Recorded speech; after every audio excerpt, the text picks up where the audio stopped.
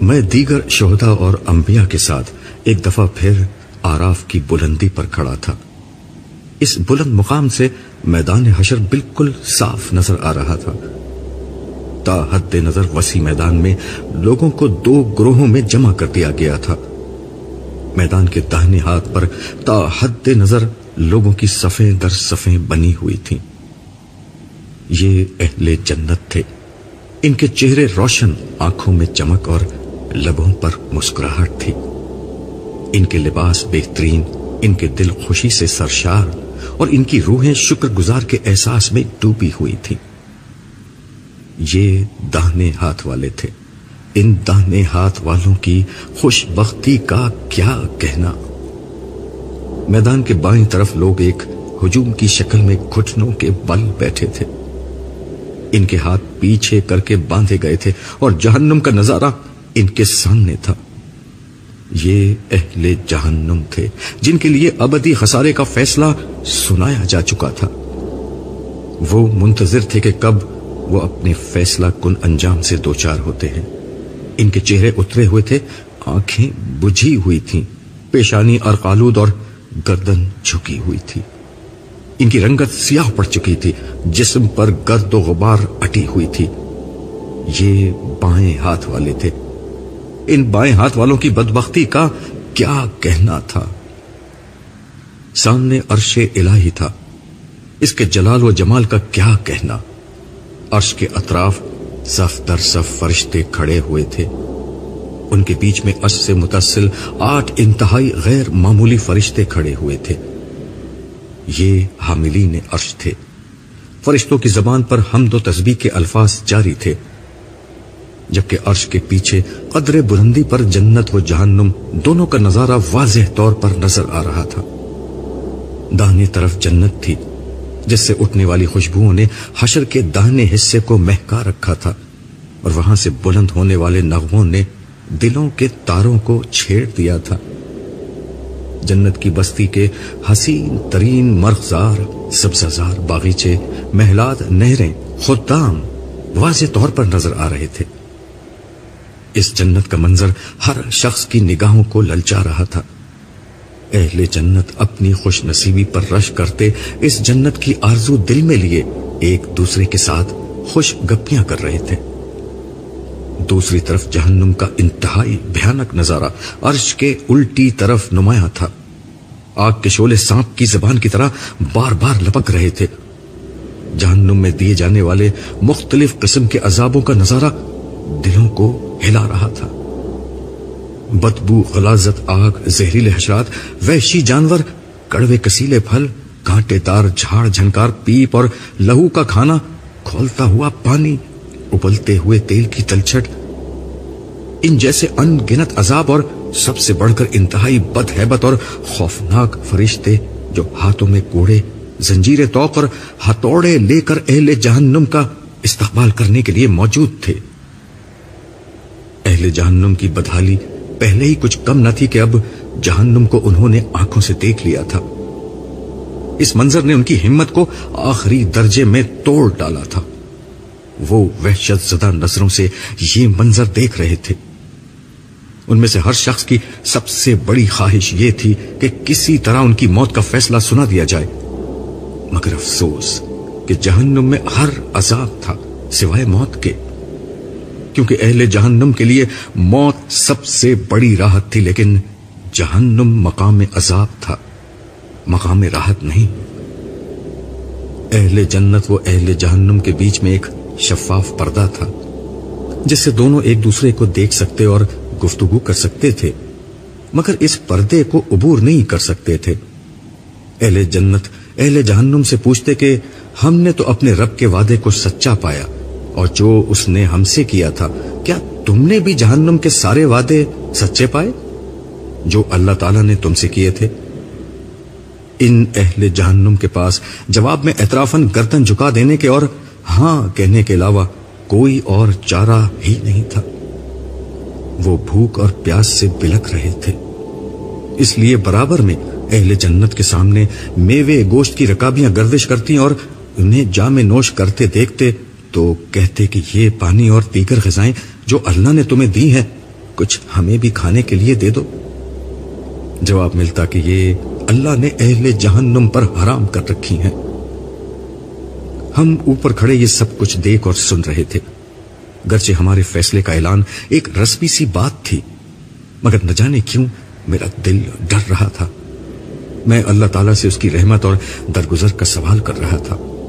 میں دعا کر رہا تھا کہ پروردگار ہمیں اہل جہنم کا ساتھی نہ بنا بلکہ اہل جنت میں داخل فرما۔ یہی دعا دوسرے لوگ کر رہے تھے۔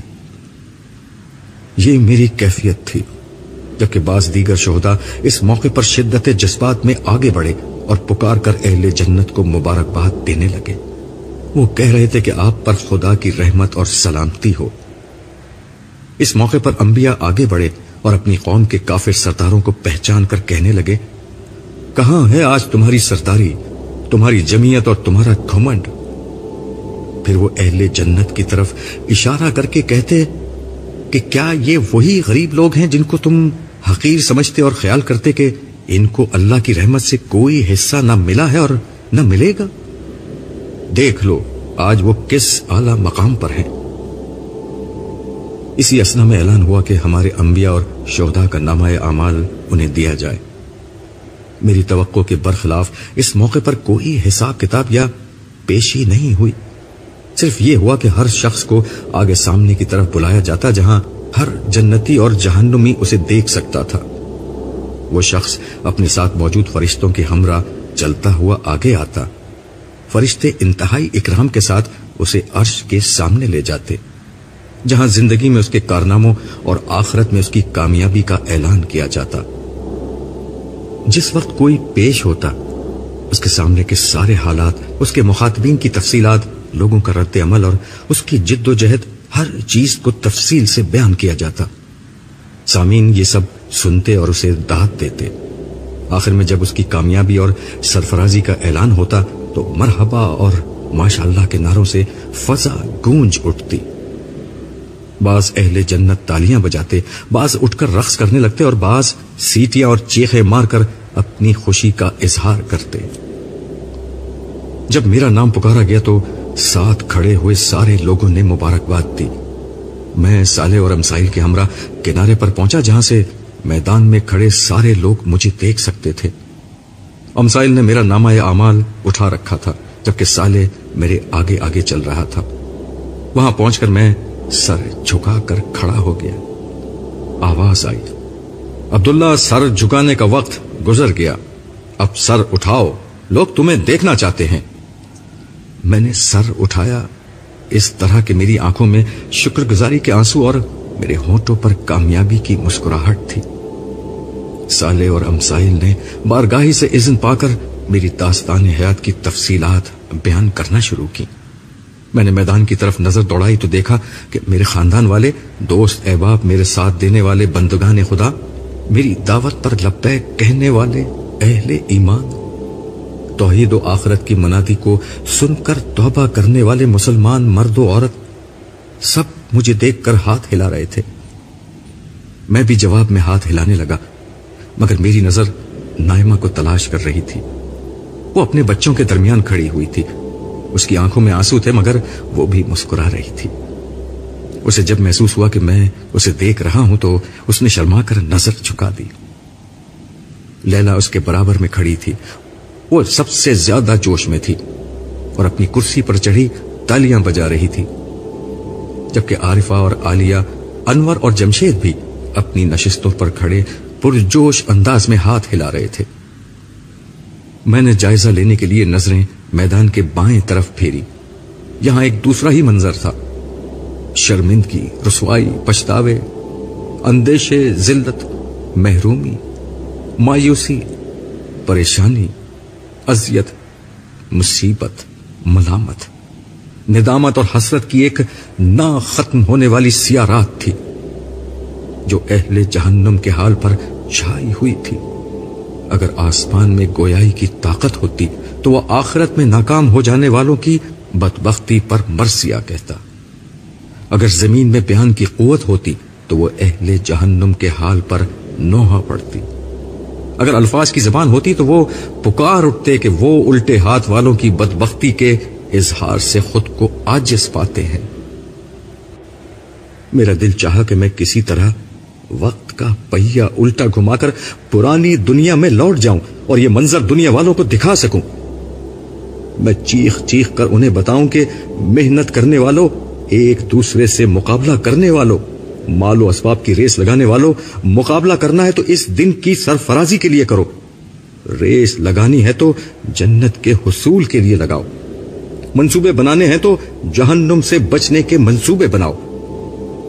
پلاٹ، دکان، مکان، بنگلے، سٹیٹس، کیریئر، گاڑی، زیور اور لباس فاخرہ میں ایک دوسرے کو پیچھے چھوڑنے والوں، دنیا کے ملنے پر ہنسنے اور اس کی محرومی پر رونے والوں، ہنسنا ہے تو جنت کی امید پر ہنسو اور رونا ہے تو جہنم کے اندیشے پر رویا کرو، مرنا ہے تو اس دن کے لیے مرو جب زندگی شروع ہوگی کبھی نہ ختم ہونے کے لیے۔